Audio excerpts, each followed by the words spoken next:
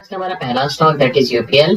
UPL की अगर मैं बात करूं, अगर आप यूपीएल का चार्ट ध्यान से देखें तो मंथली टाइम फ्रेम के चार्ट पे हमें क्या दिख रहा है कि प्राइस ने यहाँ पे एक अच्छा खासा मोमेंटम दिया हुआ है। देखिए आईपीओ आने के बाद प्राइस ने यहाँ पे अच्छा खासा यहाँ पे कंसोलिडेशन किया। अगर हम देखें 2006 से कंसोलिडेशन करने का 6 साल का कंसोलिडेशन करने के बाद जब इसने ब्रेकआउट दिया तो यहाँ से इसने अच्छा खासा मूव दिया हुआ है। ठीक है, कितने रुपए से 137 रुपए से सीधा 650 रुपए के आसपास गया था। ऑलमोस्ट 5 गुना का रिटर्न इसने दिया हुआ है। ठीक है, उसके बीच में देखिए यहाँ पे इसने बीच में करेक्शन किया है। देखिए मैंने आपको एक चीज हमेशा बताई है कि जब भी प्राइस इस तरीके से एक ट्रेंड लाइन बना के ट्रैवल करता है तो प्राइस कभी कभी ऐसा करता है कि most of the times price उस एरिया को एक बार ब्रेक करता है, जितने भी बायर्स हैं, जितने भी लोग वहां पे रुके हुए सबको वहां से निकालता है और उसके बाद प्राइस वहां से एकदम इंस्टेंट मोमेंटम दोबारा से देता हुआ दिख जाता है। देखिए ये ट्रेंड लाइन पे प्राइस ने मंथली टाइम फ्रेम का चार्ट है। यहाँ से देखिए प्राइस ने पहला सपोर्ट, दूसरा सपोर्ट, तीसरा सपोर्ट और यहाँ पे कुछ मेजर करेक्शन नहीं था। तो प्राइस को बस एक मेजर करेक्शन करना था ताकि वो जितने भी यहाँ पे छोटे मोटे बायर्स हैं उन सबको निकाल सके और उसके बाद दोबारा से एक रैली दे सके। ठीक है, यहाँ पे देखिए अपर साइड के ट्रेंड लाइन के अकॉर्डिंग भी प्राइस हमारे एक बार को टारगेट एरिया तक पहुंचा और उसके बाद प्राइस ने यहाँ पे धीरे धीरे करके फॉल किया हुआ है। ठीक है, अभी डेली टाइम फ्रेम पे अगर आप इस चार्ट को देखें ना तो डेली टाइम फ्रेम पे ये चार्ट मुझे काफी अच्छा लग रहा है। अगर मैं आपको यहाँ पे एक चीज दिखाने की कोशिश करूं कि ये था हमारा एक एरिया ऑफ रिजेक्शन, जहां से देखिए प्राइस वाज कॉन्स्टेंटली रिजेक्टिंग। ठीक है, देखिए रिजेक्शन रिजेक्शन रिजेक्शन, यहाँ पे देखिए 2 बार ब्रेकआउट किया हुआ है हल्का हल्का करके, बट ये सस्टेन नहीं किया और काइंड ऑफ डबल टॉप बना के प्राइस ने यहाँ से फॉल किया है। ठीक है, तो यहाँ पे प्राइस ने देखिए अच्छा खासा कंसोलिडेशन किया और आपको यहाँ पे अगर आप ढंग से देखें तो आपको इस तरीके से कप एंड हैंडल भी नजर आएगा अगर आप देखने की कोशिश करें तो। देखिए इस तरीके से कप एंड हैंडल का ब्रेकआउट भी आप इसे बोल सकते हैं कि कप एंड हैंडल का ब्रेकआउट है 2023, यानी कि 2 साल का cup and handle breakout daily time frame पे विद स्ट्रॉन्ग वॉल्यूम अगर हम यहाँ पे देख ले, देखिए वॉल्यूम भी यहाँ पे हमें बिल्डअप होता हुआ दिख गया है। ठीक है, तो जैसे कि मैंने आपको बताया है कि ब्रेकआउट पे अगर वॉल्यूम हम देखें तो कहीं ना कहीं वो सही नहीं होता, बट अगर आप स्ट्रक्चर को यहाँ पे समझे ना, अच्छे खासे ब्रेकआउट के बाद, अच्छे खासे कंसोलिडेशन के बाद प्राइस ने यहाँ से ब्रेकआउट दिया है, सो आने वाले समय में ये धीरे धीरे करके सस्टेन कर सकता है। फ्यूचर एंड ऑप्शंस का स्टॉक है, ज्यादा बड़ा टारगेट हम यहाँ पे नहीं रखेंगे। पहला टारगेट होगा 661 के आसपास का शॉर्ट टर्म में और दूसरा टारगेट होगा हमारा यहाँ पे 690 के आसपास का, जो कि मैं इस पर्टिकुलर स्टॉक में देख रहा हूँ, दैट इज यूपीएल। बढ़ते हमारे नेक्स्ट स्टॉक की तरफ। आज का जो हमारा नेक्स्ट स्टॉक है वो है सिम्फनी।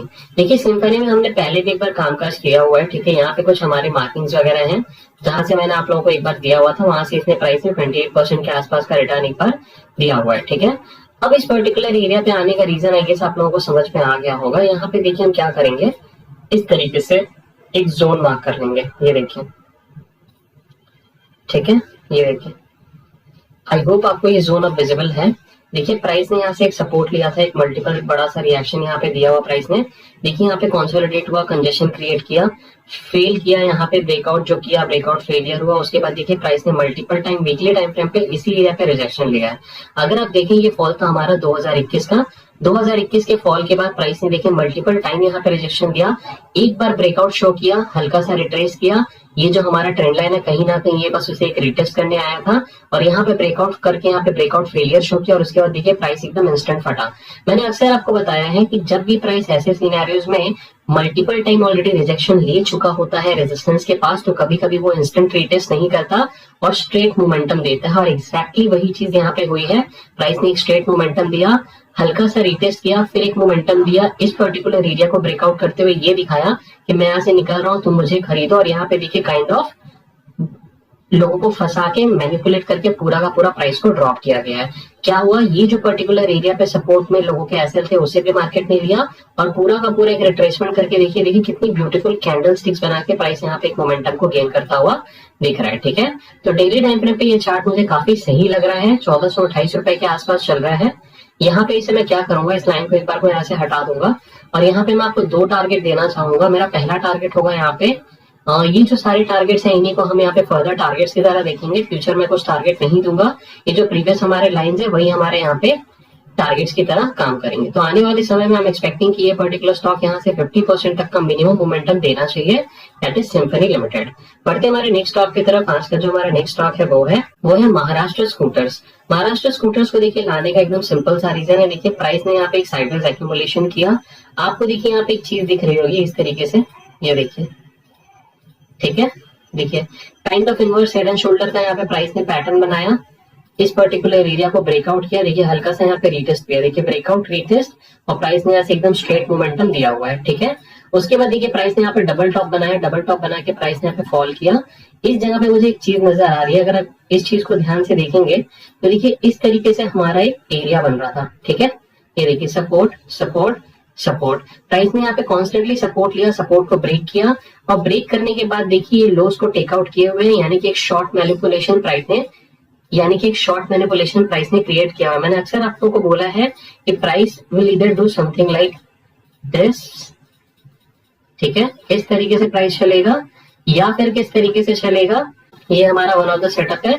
और एक सेटअप में प्राइस क्या करता है, प्राइस इस तरीके से ब्रेकआउट करेगा, फिर इस तरीके से मैनिपुलेट करके फिर इस तरीके से प्राइस जाता है, ठीक है। तो ये दो तरीके के सिनेरियोस में हम काम करते हैं। और देखिए प्राइस ने यहाँ पे क्या किया हुआ है, लोस को टेकआउट किया हुआ है, पहले इस यहाँ पे देखिए इस एरिया को ब्रेक डाउन किया, टेकआउट किया, और अभी यहाँ पे एक स्ट्रॉन्ग कैंडल है, देखिएगा यहाँ पे वॉल्यूम भी अच्छा खासा होगा, ऐसे बहुत अच्छा वॉल्यूम तो नहीं दिख रहा, बट यहाँ पे ये जो कैंडल है ना, ये कैंडल हमें ये बता रही है कि आने वाले समय में यहाँ से एक मोमेंटम जनरेट हो सकता है, ठीक है। 9757 के आसपास चल रहा है, हमारा पहला टारगेट होगा यहाँ पे 10,215 के आसपास का, हमारा नेक्स्ट टारगेट होगा 10,757 के आसपास का, जो कि मैं इस पर्टिकुलर स्टॉक में देख रहा हूँ एक बार को, that is Maharashtra scooters limited. बढ़ते हमारे नेक्स्ट स्टॉक की तरफ। आज का जो हमारा नेक्स्ट स्टॉक है वो है कमात होटल्स। कमात होटल्स की अगर हम बात करें, देखिए ये पर्टिकुलर स्टॉक हमने मल्टीपल टाइम इसमें काम किया हुआ है, ठीक है, बहुत बार हमने इसमें कामकाज किया हुआ है। इस पर्टिकुलर स्टॉक को अगर आप यहाँ पे ध्यान से देखें, ये पर्टिकुलर स्टॉक ने देखिए क्या किया, ये जो हमारे एक एरिया ऑफ रिजेक्शन था जहां से प्राइस ने रिजेक्शन लिया था, देखिए प्राइस हल्का सा ऊपर गया, रिट्रेस किया और इस एरिया तक नहीं आया, यहाँ से देखिए एक मोमेंटम शो किया। ये जो मोमेंटम शो किया, यहाँ पे इसने एक ऐसा एरिया बनाया जहां से बहुत लोगों के एसएल पड़े होंगे और प्राइस को उस एरिया को मैनिपुलेट करना आना था। मैंने अक्सर बोला है कि अगर मल्टी ईयर ब्रेकआउट हो और प्राइस उस एरिया को रिटेस्ट ना करे और वहां से मोमेंटम दे दे, तो मोस्ट ऑफ द टाइम्स वो घूम के उस एरिया तक आता ही है, ताकि वो यहाँ पे जो बायर्स हैं जिनके एसएल है उन्हें निकाल सके और एक बार को अपना पूरा का पूरा प्राइस एक्शन कंप्लीट करके प्राइस अपने आप को दोबारा से गेन करके मोमेंटम दे सके, ठीक है। तो चार्ट के अकॉर्डिंग देखिए प्राइस एक साइडवेज एक्यूमुलेशन करके निकल रहा है, जिस तरीके से मैं देखता हूँ इस एरिया के आसपास दोबारा से मैंने आप लोगों के साथ शेयर किया था 25 अक्टूबर 2024 के आसपास, और यहाँ से देखिए इसने एक बार को हमारा फर्स्ट टारगेट अचीव किया हुआ था, उसके बाद फॉल किया, फिर देखिए अभी हमारे एरिया से 25% का मोमेंटम देता हुआ दिख गया है। आने वाले समय में मैं एक्सपेक्ट कर रहा था इस एरिया से कि ये पर्टिकुलर स्टॉक 60% तक मोमेंटम दे सकता है। तो देखिए यहाँ से इसने अभी तक 25% का मोमेंटम कंप्लीट किया है, और भी यहाँ पे 30% का मोमेंटम है जो आने वाले समय में प्राइस एक्शन कंप्लीट कर सकता है, ठीक है। तो ये था आज का हमारा नेक्स्ट स्टॉक, दैट इज कमात hotel. Further targets will be 287, 315 and 352। बाकी किसी भी तरीके की कोई भी बाइंग या सेलिंग रिकमेंडेशंस नहीं है। बढ़ते हमारे लास्ट एंड फाइनल स्टॉक की तरफ। आज का जो हमारा लास्ट एंड फाइनल स्टॉक है वो है बजाज फाइनेंस। बजाज फाइनेंस की अगर आप बात करें, देखिए चार्ट मुझे काफी ब्यूटीफुल लग रहा है जिस तरीके से मैं देखता हूँ। देखिए प्राइस ने यहाँ पे क्या किया, एक फॉल किया, फॉल करने के बाद देखिए अगर इस तरीके से मैं एक बार को ट्रेंड लाइन मार्क कर दूं, यस ये देखिए इस तरीके से अगर मैं यहाँ पे ट्रेंड लाइन मार्क कर दूं तो आपको दिख रहा होगा कि प्राइस यहाँ पे कॉन्स्टेंटली देखिए ट्रेंड लाइन से सपोर्ट लेता हुआ बाउंस करने की कोशिश कर रहा था पहले दो बार, और यहाँ पे देखिए प्राइस ने सपोर्ट नहीं लिया था। और इस जगह पे मुझे एक एरिया दिख रहा है, अगर इस तरीके से मैं एक बार को जोन मार्क कर दूं ना, तो आपको दिख रहा होगा कि ये जो हमारा एक लास्ट रिजेक्शन था या फिर जो लास्ट रिट्रेसमेंट था, it was nothing but just a higher retracement. ये पर्टिकुलर एरिया को ब्रेकआउट करने के बाद मैंने अक्सर बताया कि प्राइस पहले ब्रेकआउट करेगा, ब्रेकआउट करके आपको यहाँ पे इनवाइट करेगा, और आप जैसे ही यहाँ पे बाई करने की कोशिश करोगे प्राइस विल मैनिपुलेट, और उसके बाद दोबारा से प्राइस यहाँ पे एक बड़ा मोमेंटम दिखाएगा। सेम चीज हुई है, देखिए रिजेक्शन ब्रेकआउट, लोगों को इन्वाइट किया, मैनिपुलेट किया, और उसके बाद देखिए यहाँ से एक मोमेंटम आता हुआ हमें दिख रहा है, ठीक है। तो ये पर्टिकुलर स्टॉक देखिए काफी महंगा स्टॉक है, 8,425 के आसपास चल रहा है। दो टारगेट मैं आपको यहाँ पे दूंगा। पहला टारगेट विल बी 8,900 के आसपास का, नेक्स्ट टारगेट विल बी 9,300 के आसपास का, जो कि मैं इस पर्टिकुलर स्टॉक में देख रहा हूँ, दैट इज बजाज फाइनेंस।